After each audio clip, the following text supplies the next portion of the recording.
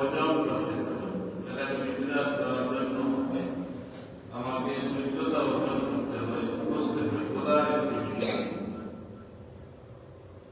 আত্মশক্তি। আপনি যতই ইবাদত বন্দেগী করেন না কেন, মানসিকভাবে যদি আপনি আল্লাহ পাককে তার ইবাদতকে পছন্দ না করেন, তার পরিচয়টাকে যদি আপনি মনে প্রাণে বিশ্বাস না করতে পারেন, তার পরিচয় যদি আপনি লাভ করতে না পারেন, তাহলে ইবাদতের স্বাদ উপভোগ করা যায় না, ইবাদত করা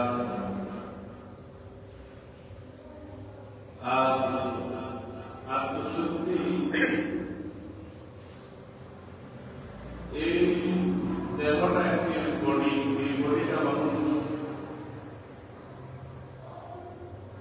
যখন ইন্তেকাল করে তখন তার এই বডির ক্ষমতা, বৈচিত্র্য সব কিছু বিলীন হয়ে যায়। এজন্য হাদিস শরীফে আসছিল বিদ্যুৎ হাদিস লাজ্জাতি আনি যে আপনার সুখ স্বাচ্ছন্দ্য ত্যাগকারী এই মৃত্যুটাকে বেশি বেশি করে স্মরণ করো, তাহলে পাপ থেকে বেঁচে যাচ্ছে। এই দেহ আত্মা যখন আল্লাহর দরবারে চলে যায়, তখন এই দেহের বৈচিত্র্য সব বিলীন হয়ে যায়। এই দেহের একটা অকৃততার যে একটা মনিকে পরিণত হয়ে এই আত্মশক্তি, আত্মায় প্রশান্তি এবং আত্মাকে যদি আমি স্পষ্ট করতে পারি আল্লাহর জন্য, তখন আমাকে মারিফত শিখতে আমাকে সহায়ক হবে এই আত্মশক্তি। এজন্য আমাদের বিষয়বস্তু আত্মশক্তিরও কিন্তু মারিফত। আল্লাহ কোরআন নাযিল করেন, ওয়া নাফসিন ওয়া মা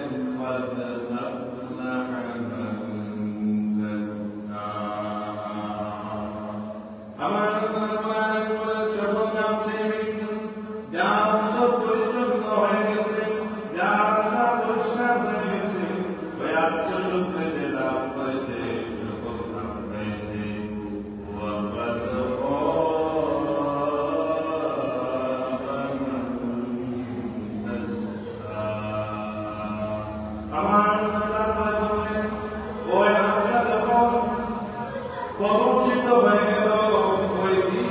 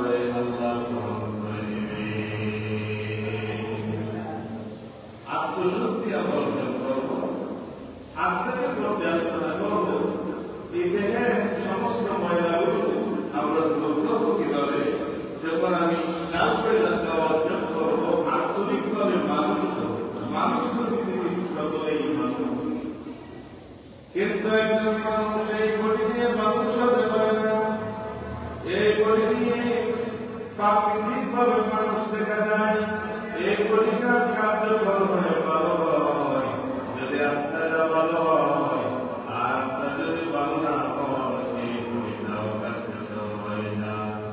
আমার নাম আনতে বলেন অন্য সময়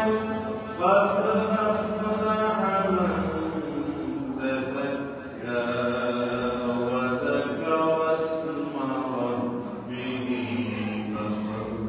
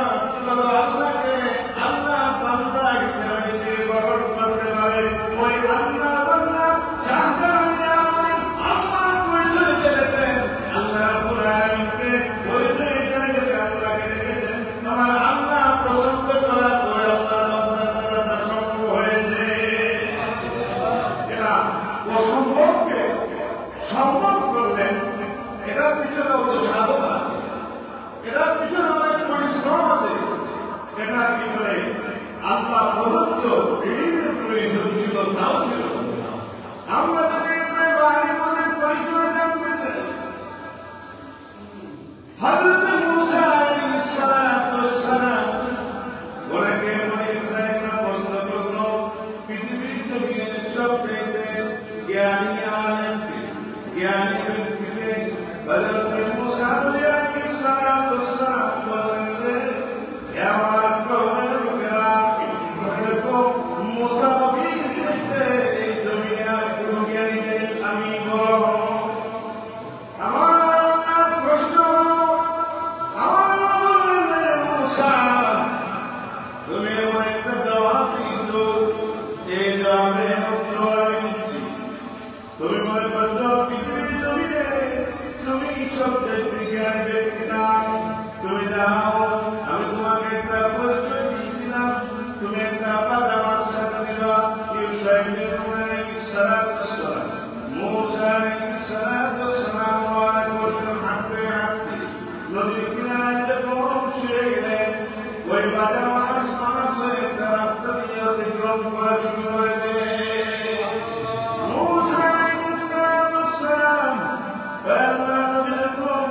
ঘুম থেকে জাগ্রত হলেন, একটু সামনে অগ্রসর হলেন, পাশের কথা বলে গেলেন। হঠাৎ করে ইউসুফ আলাইহিস সালামকে বললেন, হ্যাঁ ইউসুফ, আমরা তো ভুল করেছি, মাছ আমাদের পরিত্যাগ করেছি, ওই মাছগুলো আমরা শুয়েছিলাম, ফিরে গেলেন, দেখলেন একটা নদীর উপর দিয়ে একটা রাস্তা হয়ে গেছে। হযরত মূসা আলাইহিস সালাম ইউসুফ আলাইহিস সালাম সেখানে আশ্রয় নিলেন। নদীর ভিতরে কিভাবে বসবাস করতে পারে সালাম দিলেন। হযরত খিদির আলাইহিস সালাম সালামের জবাব দিলেন। মূসা আলাইহিস সালাম বললেন, আল্লাহ বান্দা, আমার আল্লাহ তোমার দরবারে পাঠিয়েছে। হযরত খিদির আলাইহিস সালাম বললেন, তুমি কি চাও? মূসা বললেন, তোমার সঙ্গে অনেক কিছু সময় কিছুদিন থাকতে চাই। খিদির আলাইহিস সালাম বললেন, অসম্ভব, তুমি মূসা নবীর হতে হবে না, তুমি মূসা নবীর সাথে করতে পারবে না, তোমার দ্বারা সম্ভব হবে না, চলে যাও। মূসা আলাইহিস সালাম বললেন, না হযরত খিদির, সম্ভব হবে, আমি দরজা ধারণ করবো, আমি চেষ্টা করবো দরজা ধারণ করা, আমাকে সুযোগ দেন। খিদির আলাইহিস সালাম হযরত মূসা আলাইহিস সালাম যখন রওনা করলেন, এক নাম্বার তিনটা পরিচয় পেলেন, এলেন। এক নাম্বার যখন নদী পার হলেন, নদী পার হওয়ার পরে হযরত খিদির আলাইহিস সালাম প্রথম বড় একটা নৌকা একদিকে বেঁধে দিলেন। মূসা বললেন, খিদির, এরা কেমনে সম্ভব? গরিব মানুষ নৌকা চালায়, তার নৌকা বেঁধে দেওয়ার কারণ কি? হযরত খিদির আলাইহিস সালাম বললেন, মূসা, আমি আগেই বলেছিলাম তুমি আমার সাথে থাকতে পারবে না, আমার সঙ্গী হিসাবে সম্ভব হবে না, তুমি গ্রহণ করা, চলে যাও। মূসা আলাইহিস সালাম বললেন, হে খিদির, আমি আর ভাবে করবো না, আমি দরজা ধারণ করবো, আমাকে ফিরে নিয়ে যাও। সামনে অগ্রসর হলেন, অগ্রসর হতে হতে এমন একটা এলাকায় গেলেন, যাওয়ার পর দেখলেন একটা শিশু বাচ্চা, তাকে হত্যা করলে হত্যা করলেন। হযরত মূসা আলাইহিস সালাম বললেন, খিদির, এরা কেমনে সম্ভব হলো? একটা শিশু বাচ্চাকে এভাবে মেরে ফেললেন, কারণ কি জানতে চাই? খিদির আলাইহিস সালাম বললেন, মূসা, আমি আগেই বলেছি তোমার পক্ষে আমার সাথে সঙ্গে হওয়া সম্ভব হবে না, তুমি কেন আমার সাথে রয়েছে, চলে যাও। বলে বললেন, খিদির, আমি আর কোন ভাবে না, আমাকে ফিরে দিন না। সামনে গেলেন, যাওয়ার পরে দেখলেন এটা গেট এবং চতুর্দিকে দেয়ালটা বেঁধে দিলেন। মূসা বললেন, খিদির আলাইহিস সালাম, এই সুন্দর একটা একেবারে দেয়াল থেকে বেঁধে দিলেন, কারণ কি? হযরত খিদির বললেন,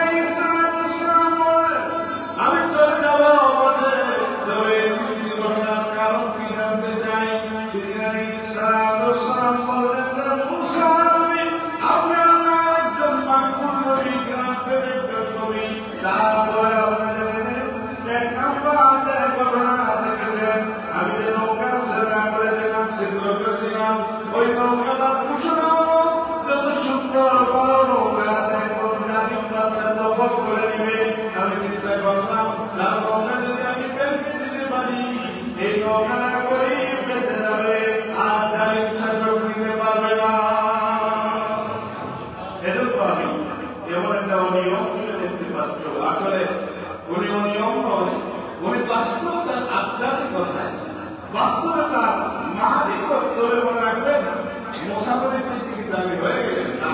মুসাফির হলেন আল্লাহর প্রেরিত একজন বিশিষ্ট নবী, ওনার তুলনা হয় না, নবীদের তুলনা হয় না।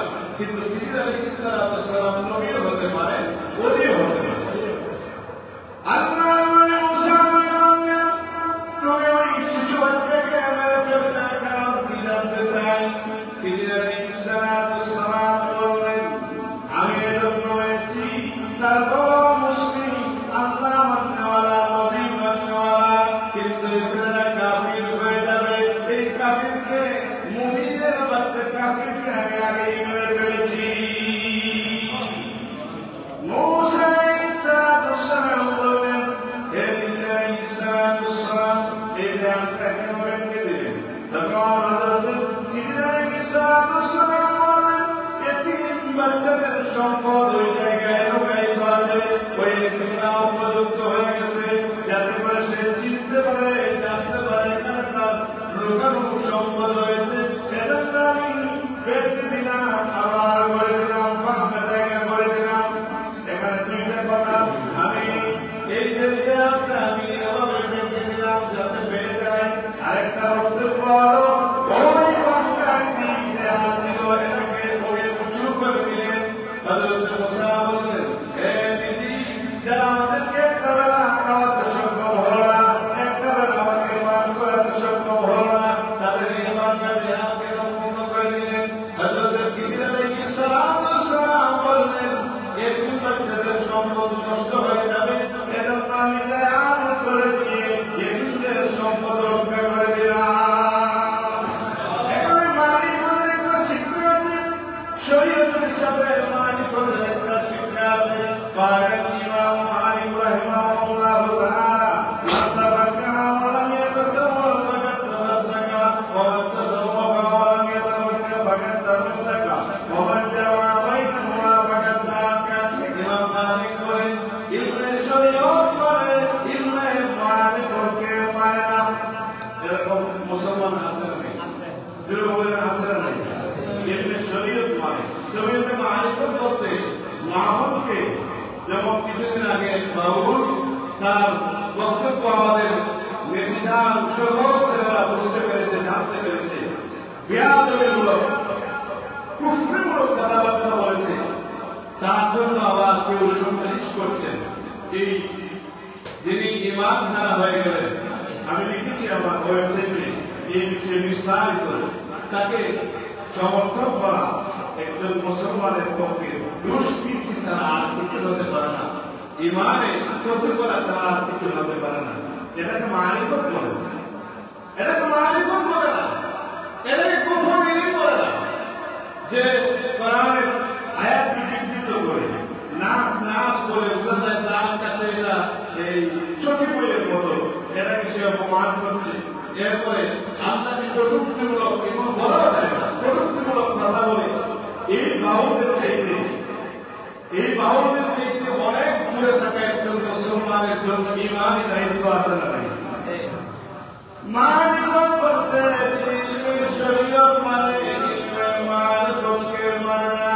ইমাম মালিক বলেন আজ নয় অনেক আগে শত শত হাজার বছরের আগে ফতোয়া দিলেন। যিনি ইলমে শরীয়ত মানে ইলমে মারিফত মানে না, তার নাম ফাসিক। নাম কি? বলবেন তার নাম ফাসিক। ইমাম মালিক বলেন ومن تصوف ولم يتفكر فقد تضلل।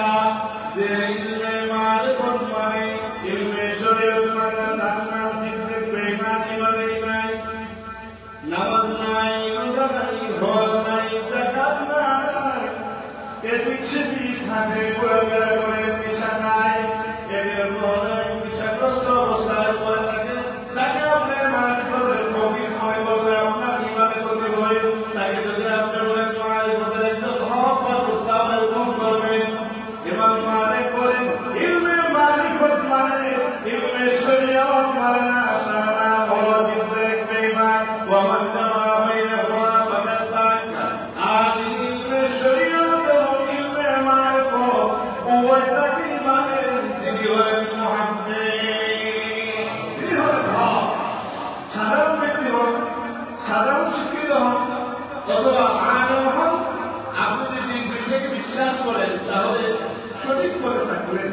সিরাতুল মুস্তাকিমের পথে থাকবেন।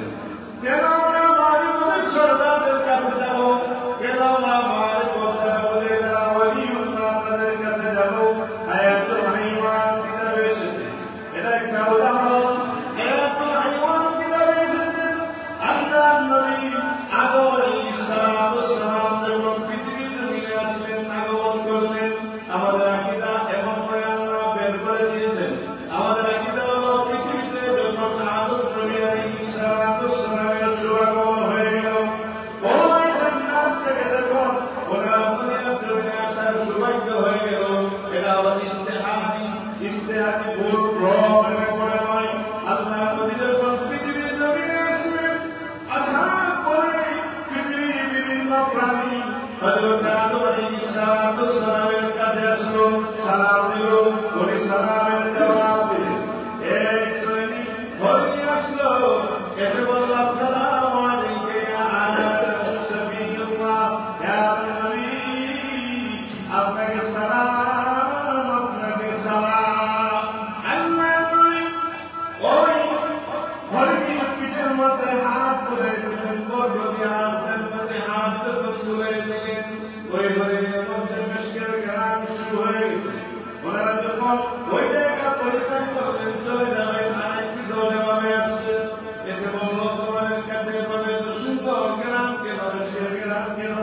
তখন ওই প্রথম দল জবাব দেয়, আমরা আল্লাহ নবীকে সম্মান করার জন্য গিয়েছিলাম, সালাম দিয়েছি, হাত তুলে দিলেন, এজন্য আমাদের মধ্যে ওই ঘ্রাণটা চলে আসছে। আল্লাহ নবীর কাছে দ্বিতীয় দল যায়, সালাম দেয়, কিন্তু ঘ্রাণ পায় না, কারণ তাদের উদ্দেশ্য ঘ্রাণ ছিল, আর বড় উদ্দেশ্য ছিল আমরা আল্লাহ নবীকে আমরা শ্রেষ্ঠ জাতিকে সম্মান করেছি।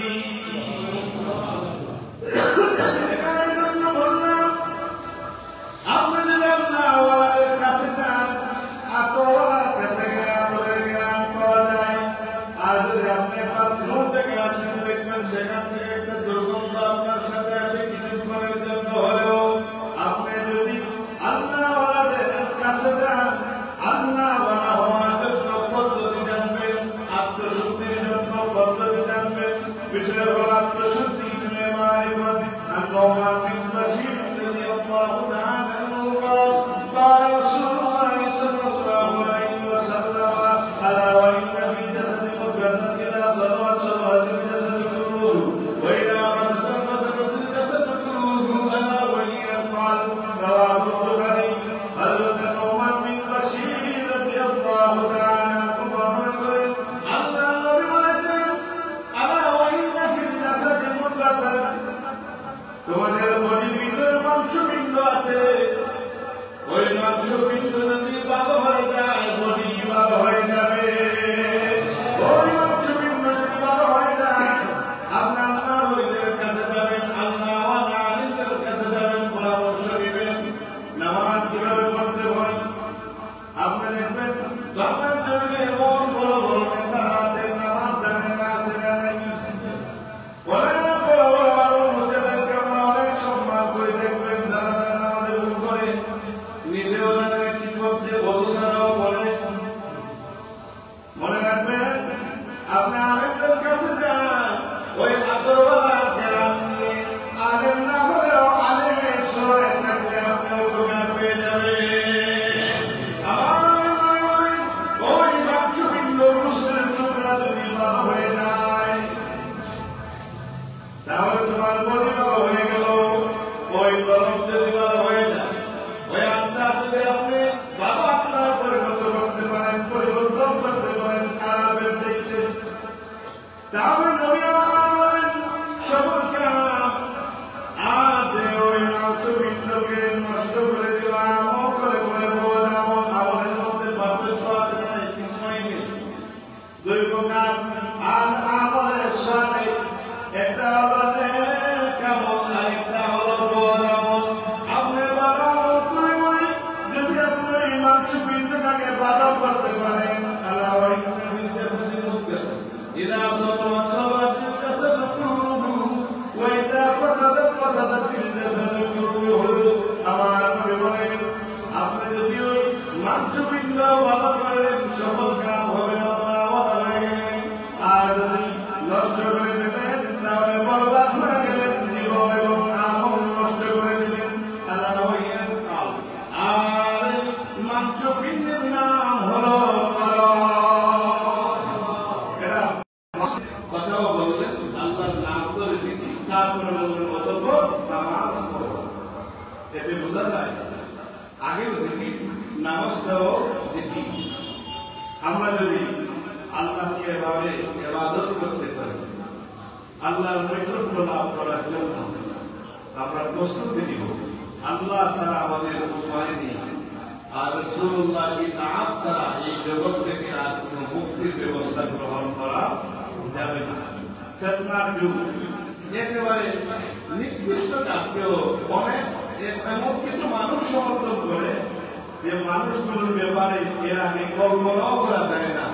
সে কোন পথে আছে, কোন দিকে আছে, কোন ধর্মে আছে তাও বোঝা যায় না। অনেক মন্তব্য করে মানে কোন ধর্মে আছে তাও বোঝা যায় না।